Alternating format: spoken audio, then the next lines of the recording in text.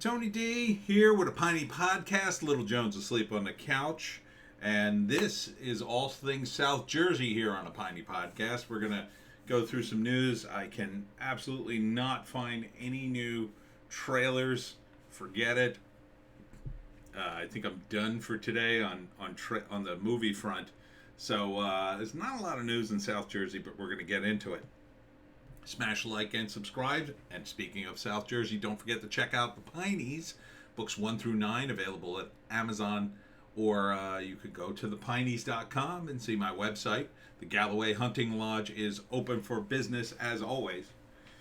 So, let's start with this. A bill that would mandate COVID-19 shots at New Jersey colleges. Disagree. Really disagree with this. Couldn't disagree with it more, because I support body autonomy. I wonder if anything else happened this week. Well, New Jersey governor has message for women in other states who need an abortion. Well, since he supports, I assume, the government telling you what to do with your body, and wait a minute.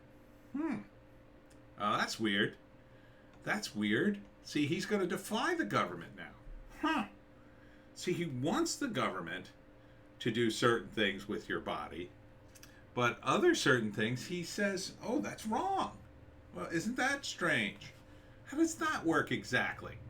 How do some people have body autonomy and some people don't? South Jersey reacts to Supreme Court ruling Roe v. Wade. And this is from Arizona Central. I don't know why they're covering it. But okay. For some reason, we're getting updates about New Jersey through the Arizona Central News Organization, whatever that is. And it just seems to be a general thing about it. Look, I'll say this, and I can only say so much about politics here on YouTube, but the media tends to lean left big time. If you haven't gotten wise to that, I don't know what to tell you. You're living in a fantasy world. I worked in entertainment related places for a long time. Most people you meet are either very liberal or they're going to pay lip service to that because they know most of the people are. And that's gotten worse and worse and worse as things have become more polarized, to the point at which people won't hire you if you've got certain political beliefs. And when it comes to Roe v. Wade, I mean, it's off the charts, the emotion involved. And so when you're talking about the coverage of this, the coverage is not going to be unbiased at all. At all. So we saw something similar during the pandemic, and now we're seeing something similar again. In New Jersey, both sides react and plan demonstrations after Roe v. Wade decision. And the reason you get both sides on a headline like this is because it's New Jersey 101.5. See, that's a more, I shouldn't even say it's conservative. I guess it kind of is. But it's more right-leaning. So it's willing to at least say both. It's willing to do that. But I don't think the mainstream sources, and even in New Jersey, are willing to do that. It's all one-sided. So, I think the protests, I understand them, but, I think you're protesting against the wrong people and the wrong thing. You're talking 50 years. It was 50 years to pass a law. Democrats held Congress and the presidency a bunch of times over the last 50 years. Bunch of times. Could have done it.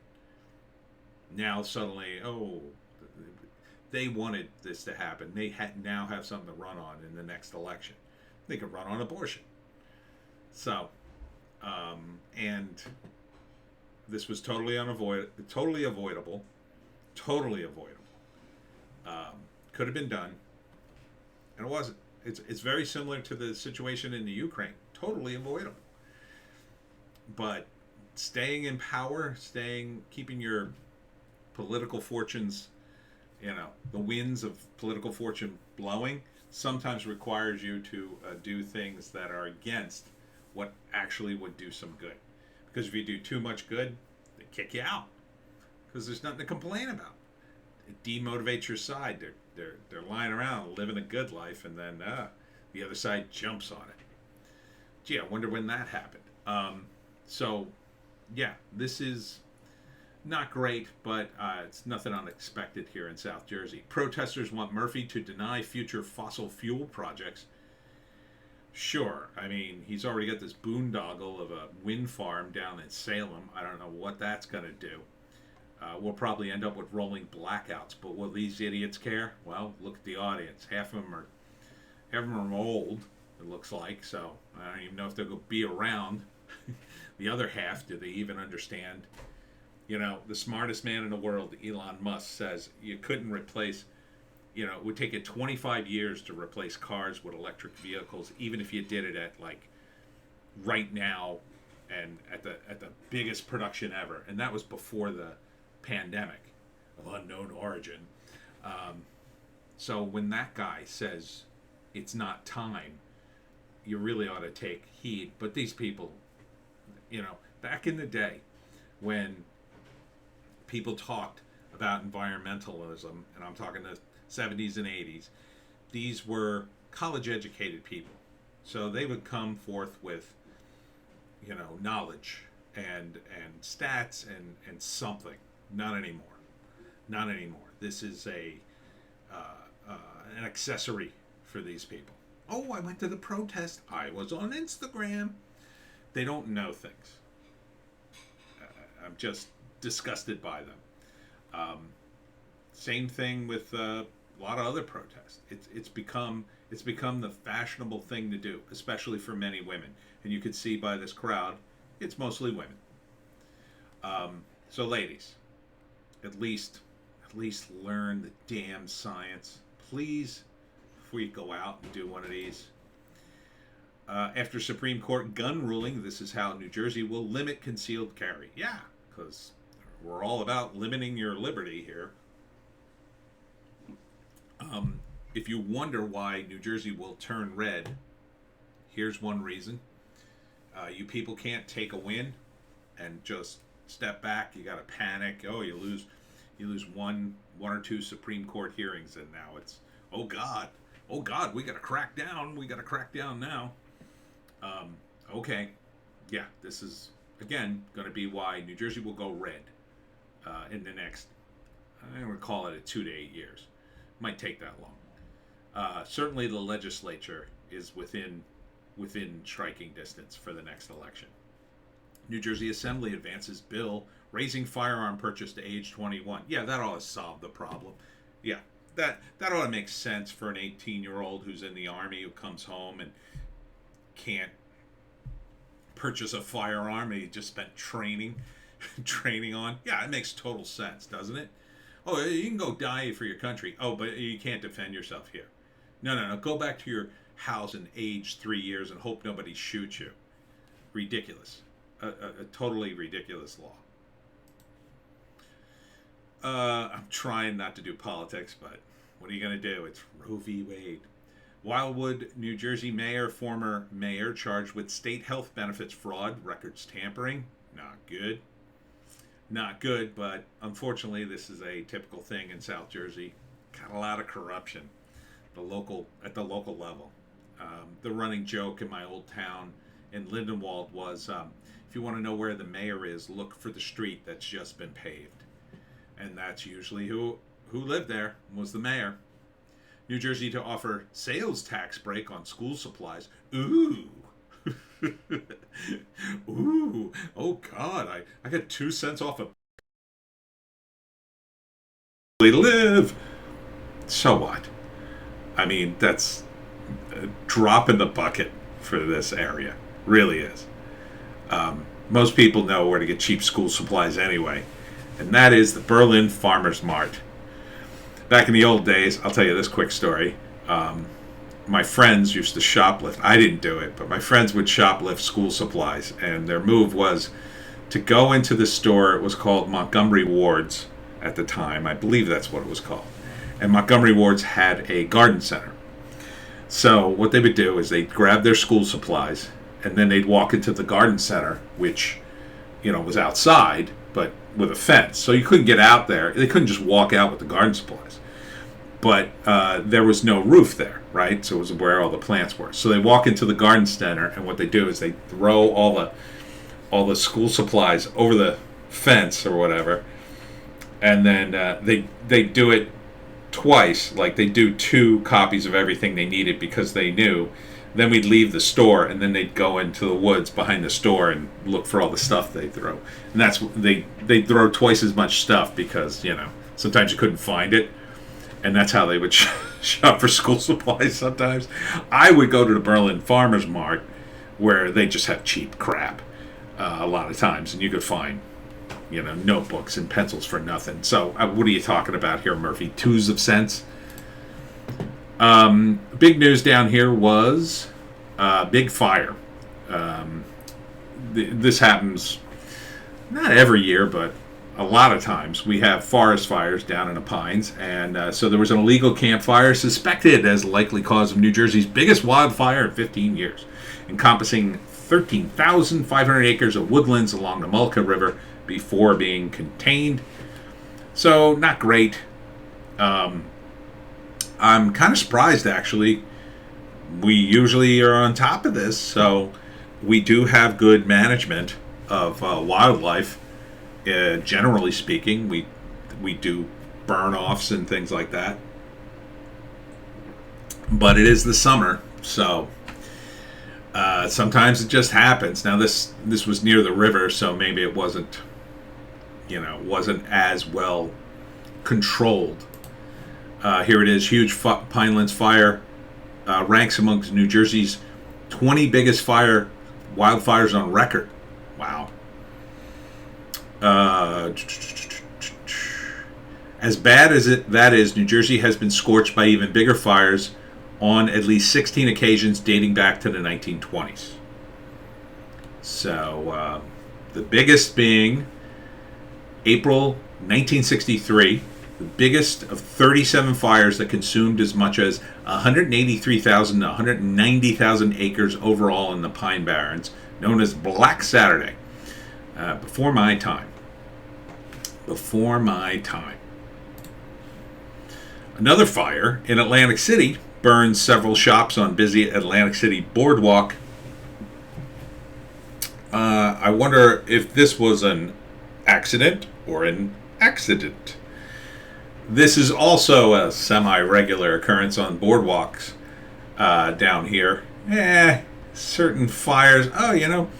We could really use another remodeling of these carnival games and these shops. Be a shame if there was a fire and we had to spend that insurance money on it. So I don't know. Is it a real fire or did it just happen? We may never know. But it burned on the boardwalk between St. James Place and New York Avenue. Yes, that's where they get the Monopoly names from. That's the streets, so you can see it here. Oh, that's the near the Ripley's Believe It or Not Museum. Yeah, I've been there. It's all right. It's got a Jersey Devil skeleton. It's kind of cool.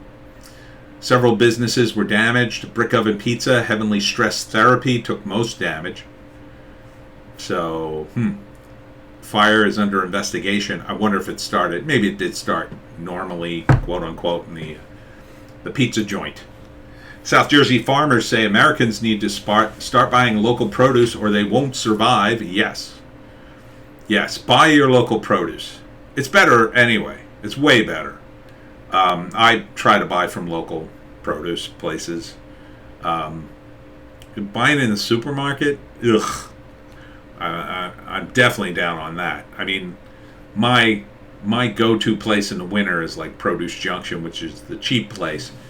But plenty of roadside stands in South Jersey.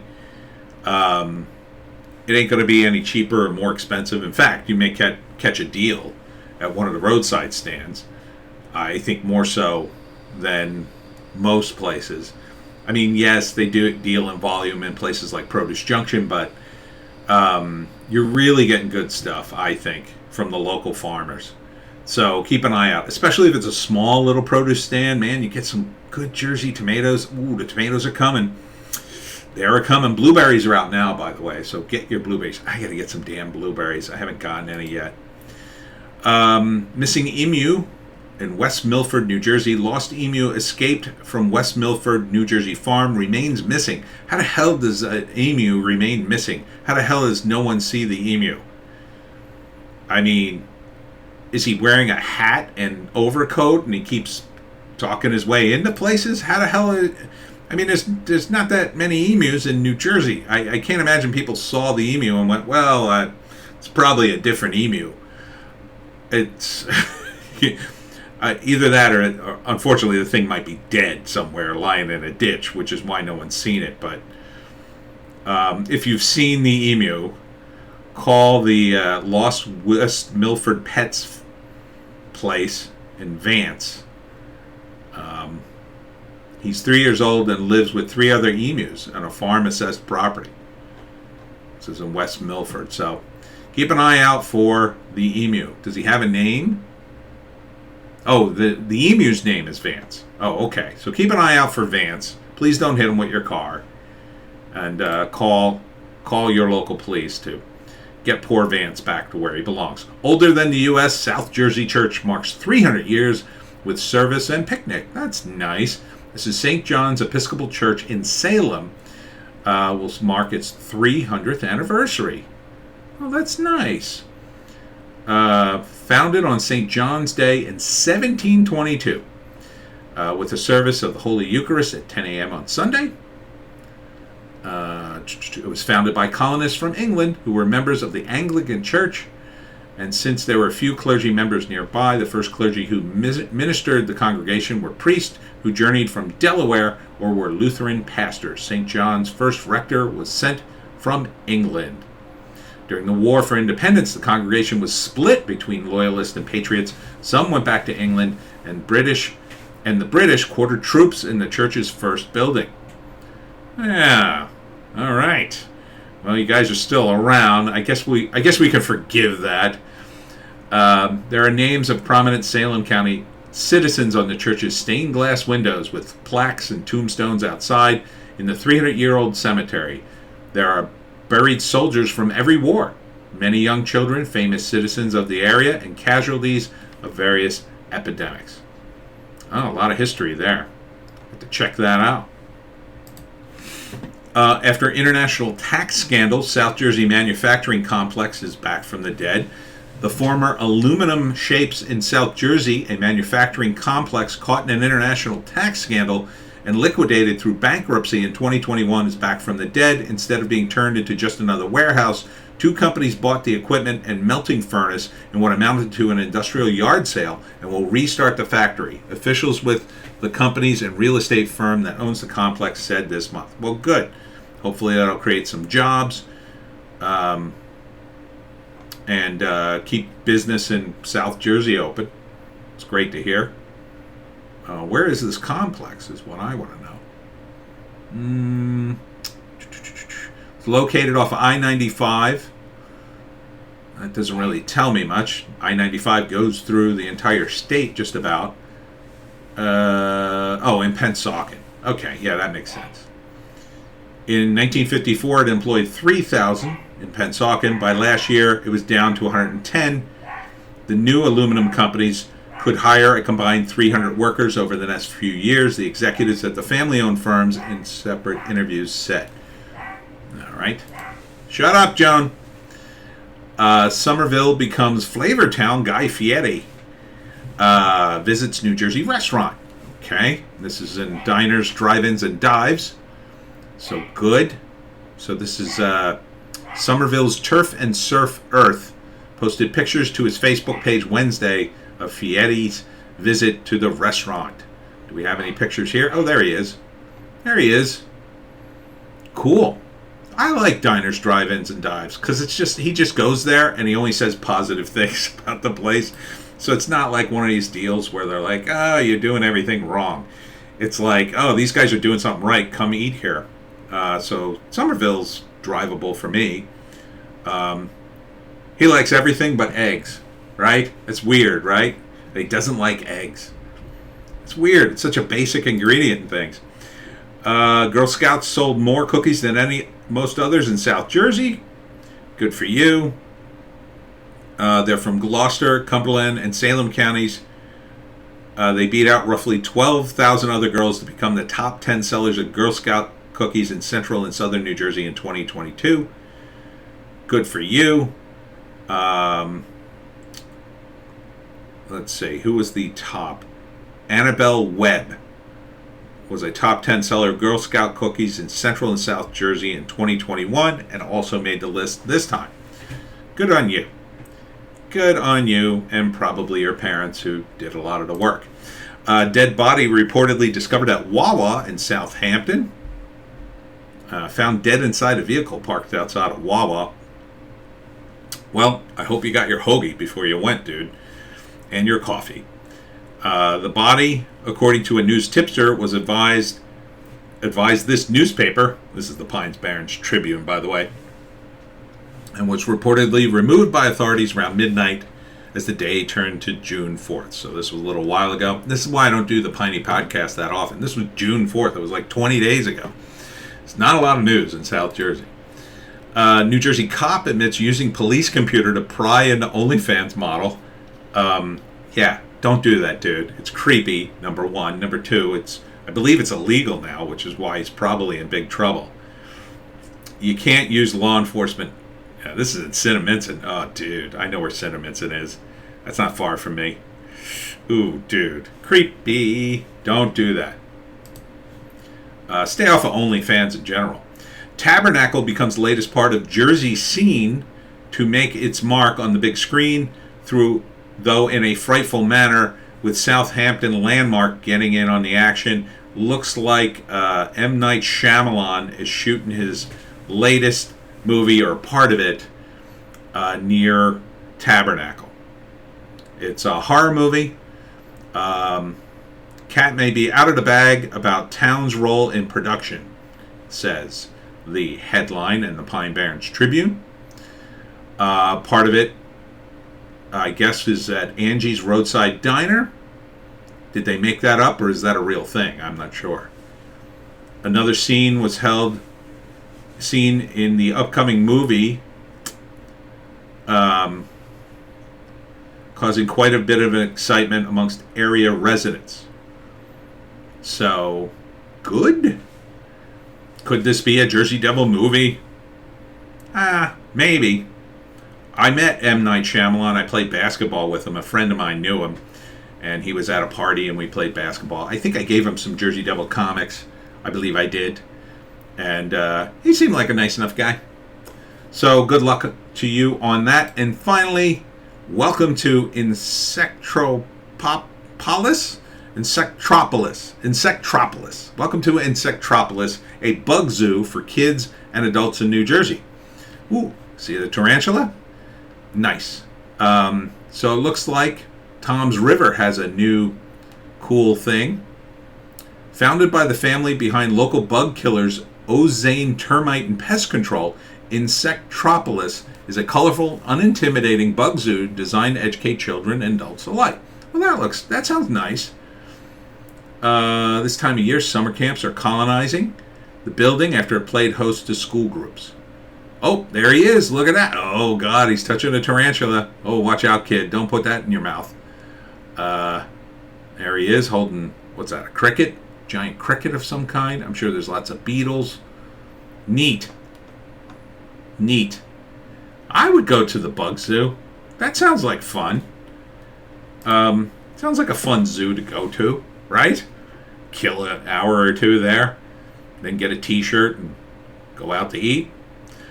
That's South Jersey for you. Anyhow, that's it for me. Tony D. Little Jones asleep on the couch. Make sure you check us out on Odysee, Bitchute, and Rumble for our more bass takes. We've got a news blast and a Hollywoke hot take. Don't miss them. And, and we did the live stream today.